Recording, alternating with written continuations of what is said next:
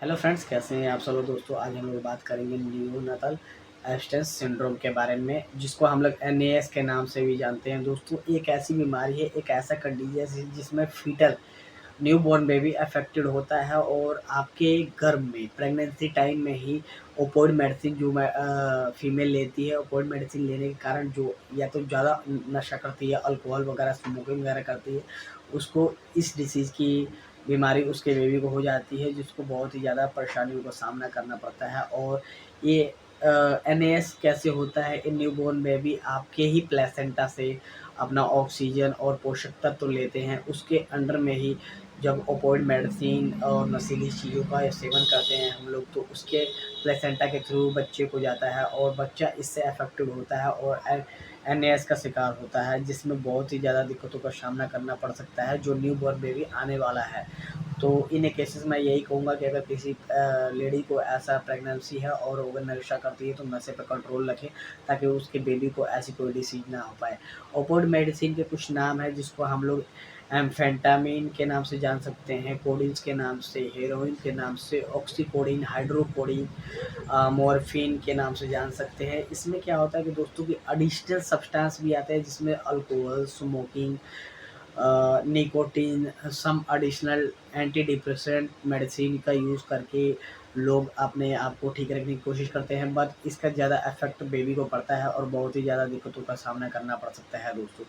तो इसमें क्या होता है कि ड्रग एडिक्शन एक नॉर्मल स्टेज नहीं है दोस्तों, बहुत ही ज़्यादा खतरनाक स्टेज है। अगर जिसको ड्रग एडिक्ट हो गया, जो पर्सन, जो फीमेल ड्रग एडिक्ट हो गई है, उसमें बहुत ज़्यादा एएनएस, उस अगर प्रेगनेंसी है उस फीमेल को, तो उसके बेबी को होने की चांसेस है। और एक रिसर्च में यूनाइटेड स्टेट्स की मोस्टली 20 to 25 मिलियंस पीपल इस चीज़ से अफेक्टेड हुए थे, जो एनएएस सिंड्रोम है, उससे बहुत ही ज़्यादा अफेक्टेड होने के कारण काफ़ी सारी दिक्कतों का सामना करना पड़ा। और एनएएस को टोटल काउंट अभी तक निर्धारित कोई नहीं है, बट रिसर्च के मामले में यही पाया गया है कि जो न्यू बॉर्न बेबी होते हैं हम लोगों के 25 न्यू बॉर्न बेबी अगर होती है, तो उसमें 2 से 3 बेबीज़ को हमारे एनएएस की प्रॉब्लम होती है, जिसको हम लोग एनआईसीयू में रख के पूरी प्रॉपर तरीके से ट्रीट करने की कोशिश करते हैं, ताकि वो बेबी के बॉडी से जो स्टेरॉयडल ओपियोइड मेडिसिन है उसको बाहर निकाला जा सके और उस बेबी को अच्छी ट्रीटमेंट देने के बाद, प्रॉपर तरीके से ठीक होने के बाद, जब बिहेवियर अच्छा करने लगे तो उसको बाहर निकाला जा सके। इसका सिम्टम्स क्या होता है दोस्तों कि बेबी ज़्यादा ही रोने लगता है, अगर उसको और ऊधम मचाने लगता है, कंट्रोल में नहीं रहता है, एब्डोमिनल पेन वगैरह होने लगता है, बहुत ही ज़्यादा दिक्कतों का सामना, बार-बार जो क्राइंग है ना, बार-बार कंडीशन उसको अफ़ेक्ट करेगा, क्योंकि आपने तो भाई ड्रग ले लिया है, upward medicine, drug addicted person है, और आपको तो पता नहीं है कि मेरी बेबी किस लिए अफ़ेक्ट है, किस लिए उसको दिक्कतें हो रही है। बट इस कंडीशन से क्या होता है ना कि बेबी को बहुत ही ज़्यादा दिक्कतों का सामना करना पड़ेगा।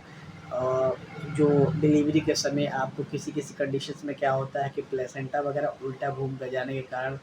उसका भी एक मेन मकसद यही हो सकता है और होता है, एनएएस का, जो वो नशीली पदार्थों का सेवन करती है। बट ऐसा कुछ है नहीं, नॉर्मल स्टेज में हम लोग कहेंगे तो आप नशीली पदार्थों का सेवन ना करें। और इसमें जो बेबी है, अगर मिल्क ले रहा है, दूध पी रहा है, तो उसको बार बार वोमिट कर देगा, डायरिया, लूज मोशंस वगैरह होने लगेगा, फीवर, शिवरिंग, बॉडी पेन, और ब्रीथ, सांस, उसको बहुत ज़्यादा दिक्कतों का सामना करना पड़ेगा। लाउडली बहुत ही ज़्यादा ज़ोर से चिल्लाएगा, चीखेगा। डायपर जहाँ यूज़ करते हैं उसके प्राइवेट पार्ट में बेबी के रेडिश वगैरह हो सकते हैं, तो दाने वगैरह हो सकते हैं। इस कंडीशंस में अगर क्या होता है कि मैं यही कोशिश करूँगा कि अगर जो भी फीमेल है, आप एनएएस की प्रॉब्लम में ना पड़े, ओपियोइड मेडिसिन ना लें, कोई भी मेडिसिन अगर फीमेल पेशेंट्स ले रही है, तो आप डॉक्टर की सलाह मशवरा लेने के बाद ही लें, क्योंकि इसमें एडिशनल सिम्टम्स भी इंक्लूड हो जाते हैं, जिसमें हाइपोटोनिया, ओवर एक्टिव रिफ्लेक्सेस वगैरह आ सकते हैं, ट्रबलिंग हो सकती है, स्लीप में बेबी स्लीप नहीं कर पाएगा, बार बार उठ उठ के रोना शुरू कर देगा, फीडिंग प्रॉब्लम, दूध पीने में उसको प्रॉब्लम आ सकती है, स्किन वगैरह मोटलिंग वगैरह होने की संभावना है। और आप फीवर समय से पहले बच्चा अगर पैदा होता है, तो उस कंडीशंस में भी एनएएस का भी चांसेस हो सकते हैं कि आपकी बेबी को दिक्कत हो सकती है एनएएस की। बच्चे की ग्रोथ, बर्थ, उसका वेट, दौरे वगैरह पड़ना, ये सब नॉर्मल कंडीशन इस कंडीशन में आ जाती है, जो आप नतल एब्स्टेंस सिंड्रोम है, उसके केसेस में आपको देखने को मिल सकता है। तो दोस्तों अगर किसी भी पेशेंट्स को, किसी भी फीमेल में लेडी को अगर लगे कि मैं ज़्यादा नशा करती हूँ और स्मोक वगैरह करती हूँ, ओपियोइड मेडिसिन मैंने ज़्यादा ली है या डॉक्टर के सलाह नहीं ले रही है, आप पहले ही डॉक्टर को सलाह लें, जाकर उसको दिखाएँ कि हाँ मुझे ये दिक्कत है। डॉक्टर अगर कहे और प्रिस्क्राइब जो मेडिसिन कर रहा है उसके अकॉर्डिंग आप टाइम टू टाइम दवाई लें, ताकि आपका बेबी आने से पहले ही ठीक हो। बट इन ए कंडीशंस अगर ठीक नहीं होता बेबी, तो बाहर आके उसको कई सारी दिक्कतों का सामना कर रहा है, एनआईसीयू वगैरह जाना पड़ सकता है और कई हफ्तों तक मैं मोस्टली 2 to 3 वीक्स तक भी भर्ती होना पड़ सकता है, जिसमें आईपीडी सेक्शन में डॉक्टर उसको एनालाइज करता रहेगा, उसका ट्रीटमेंट चलाता रहेगा। और कभी-कभी ज़्यादा केसेस होने के कारण उसकी डेथ वगैरह भी हो सकती है दोस्तों। तो डायग्नोसिस के लिए इसमें हम लोग क्या कहते हैं, ड्रग स्क्रीनिंग का पार्ट्स इंक्लूड करते हैं, जो एनएसए में है। इसमें क्या करता है कि डॉक्टर जो पेडियाट्रिक डॉक्टर्स होते हैं, वो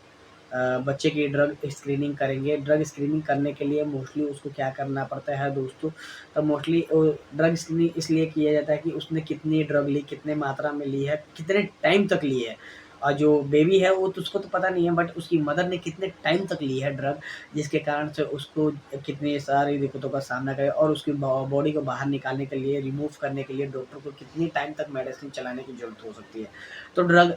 स्क्रीनिंग के लिए मोस्टली अगर umbilical code, urine, blood samples वगैरह लेके लैब के लिए भेजा जा सकता है, और जो रिपोर्ट आएगी उसको देखते हुए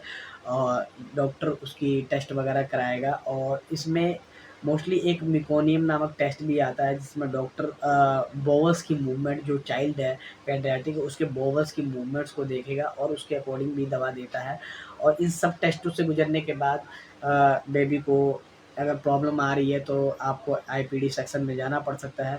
आईपीडी सेक्शन में जाने के बाद आपको भर्ती वगैरह भी होना सकता है, और डॉक्टर एनालाइज़ करेगा, और एनालाइज़ करेगा जब तक ले उसकी बॉडी से ड्रग्स वगैरह रिमूव नहीं होंगे, तब तक ले बेबी ठीक होने के चांसेस बहुत कम है। सो दोस्तों मैं यही चाहूँगा कि आप लोग कोशिश करें कि ज़्यादा से ज़्यादा अगर ऐसा केसेस है तो आप डॉक्टर की सलाह लें, डॉक्टर को अपना दिखाएँ। आप ऐसी कहीं दवाई ना लें, और डॉक्टर पेडियाट्रिक डॉक्टर को दिखाएँ। प्रेगनेंसी लेडी है तो उसको ज़रूर आप केयर करें कि हाँ, उसने ड्रग्स वगैरह तो नहीं लिया, कोई मेडिसिन वगैरह की यूज़ तो नहीं किया है। ओटीसी काउंटर ड्रग भी जो डॉक्टर देते हैं, जो फार्मासिस्ट वगैरह देते हैं, तो उसको भी ध्यान में रखते हुए आप लोग काम करिए। सो दोस्तों मैं आशा करता हूँ कि मेरी वीडियो अच्छी लगती होगी। आप लोग मेरी वीडियो को शेयर, लाइक, सब्सक्राइब करिएगा। कमेंट करके ज़रूर बताया करिए कि कहाँ दिक्कतें हो रही है, किस दिक्कतों को मुझे सुधारने की ज़रूरत है, और मैं आपको बेटर से बेटर तरीके से डिसीज़ के बारे में बताने की कोशिश करूँगा। सो